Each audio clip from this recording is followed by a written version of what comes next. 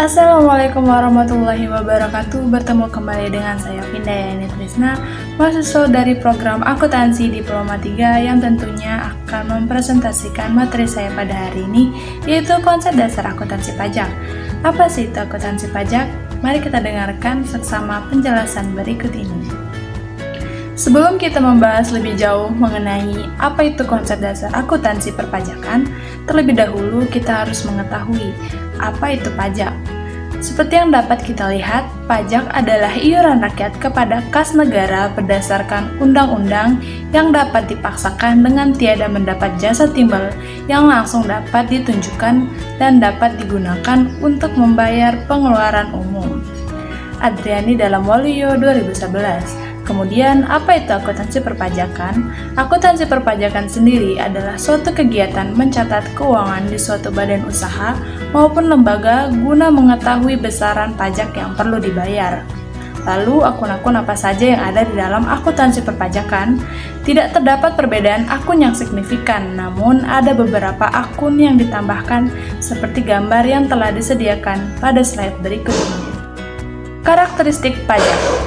Pajak juga mempunyai beberapa karakteristik sendiri, seperti iuran wajib yang dapat dipaksa, pajak dipungut sesuai undang-undang, tidak bersifat timbal balik, kontra prestasi secara langsung, dipungut oleh pemerintah pusat maupun daerah, digunakan untuk keperluan umum serta digunakan untuk kepentingan negara.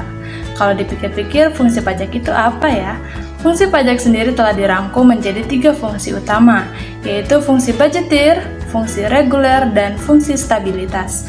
Lalu apa bedanya 3 fungsi tersebut? Fungsi budgetir atau fungsi anggaran, yaitu fungsi di mana hasil atau dana pajak menjadi salah satu sumber dana keuangan negara. Fungsi reguler atau disebut juga fungsi mengatur, yaitu di mana menggunakan pajak sebagai aspek yang dijadikan sebagai alat untuk mencapai tujuan tertentu. Lalu fungsi yang terakhir yaitu fungsi stabilitas, yaitu guna menstabilkan perekonomian dalam negeri. Adapun cara pemungutan pajak terbagi menjadi 3 cara. Pemungutan, yaitu pemungutan stelsel nyata, stelsel anggapan, dan stelsel kombinasi. Apa kelebihan stelsel nyata? Seperti yang dapat kita lihat, kelebihan stelsel ini adalah pajak yang dikenakan lebih realistis, sementara kelebihan pada stelsel anggapan yaitu tidak perlu menunggu pajak tahun berjalan sampai akhir tahun. Jika pada stelsel kombinasi, kelebihannya adalah besarnya pajak dihitung berdasarkan suatu anggapan. Sistem pemungutan pajak. Ada 3 sistem yang digunakan dalam pemungutan pajak, yaitu Official Assessment System, di mana pemungutan pajak memberi wewenang kepada pemerintah untuk menentukan besarnya pajak berutang. Jika pada Self-Assessment System, pajak memberikan wewenang kepada wajib pajak untuk menghitung besaran pajak yang harus dibayar. Kemudian ada self-assessment system, yaitu di mana pemungut pajak memberi wewenang kepada pihak ketiga untuk memungut besarnya pajak berutang. Jenis pajak. Ada 5 jenis pajak, yaitu penghasilan atau PPH, pajak penjualan atas barang mewah, pajak bumi dan bangunan atau PBB, bea materai, dan pajak pertambahan nilai. Pajak penghasilan, yaitu pajak yang dikenakan terhadap subjek pajak penghasilan atau penghasilan yang diterima atau diperoleh dalam tahun pajak. Pajak penjualan atas barang mewah, yaitu pajak yang dikenakan terhadap adanya aktivitas konsumsi barang atau jasa, di mana barang dan jasa yang dimaksud secara hukum termasuk dalam kategori objek kena pajak di dalam daerah pabean. Bea materai, yaitu pajak yang dikenakan atas dokumen yang bersifat perdana dan dokumen untuk digunakan di pengadilan. Pajak pertambahan nilai, yaitu pajak yang dikenakan terhadap adanya aktivitas konsumsi barang atau jasa, di mana barang dan jasa yang dimaksud secara hukum termasuk dalam kategori objek kena pajak di dalam daerah pabean. Pemahaman peraturan perpajakan menurut Nirmala Adiasa tahun 2013, pemahaman peraturan perpajakan adalah suatu proses di mana wajib pajak memahami dan mengetahui tentang peraturan dan undang-undang serta tata cara perpajakan dan menerapkannya untuk melakukan kegiatan perpajakan seperti membayar pajak, melaporkan SPT, dan sebagainya. Adapun tingkat pemahaman perpajakan dibagi menjadi 3 tingkat, yaitu tingkat rendah, tingkat kedua, dan tingkat ketiga.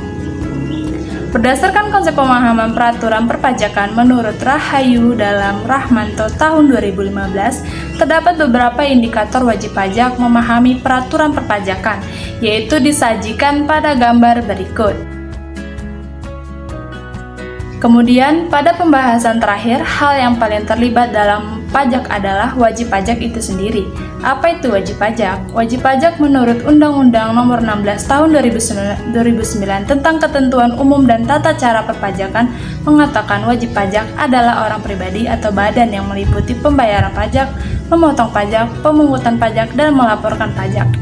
Mempunyai 24 hak dan kewajiban perpajakan sesuai dengan ketentuan peraturan perundang-undangan perpajakan. Masing-masing wajib pajak mempunyai nomor pokok wajib pajak sendiri yang digunakan dalam sarana administrasi perpajakan. Tidak hanya itu, kesadaran wajib pajak juga diperlukan dalam membayar pajak.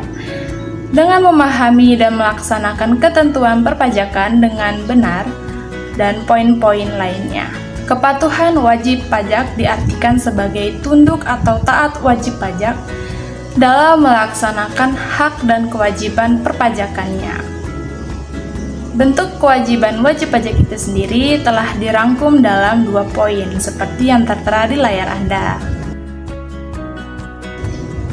Tak hanya itu, ada beberapa syarat yang perlu dipatuhi oleh wajib pajak sesuai dengan PMK nomor 192 Nomor 3 Tahun 2007, wajib pajak memiliki kriteria tertentu. Persyaratan yang harus dipenuhi sebagai wajib pajak patuh yaitu tepat waktu dalam menyampaikan surat pemberitahuan, tidak mempunyai tunggakan pajak untuk semua jenis pajak, laporan keuangan diaudit oleh akuntan publik atau lembaga keuangan pemerintah dengan pendapat wajar tanpa pengecualian selama 3 tahun berturut-turut, dan tidak pernah dipidana karena melakukan tindakan pidana bidang perpajakan berdasarkan putusan pengadilan yang telah mempunyai kekuatan hukum tetap dalam jangka waktu 5 tahun terakhir.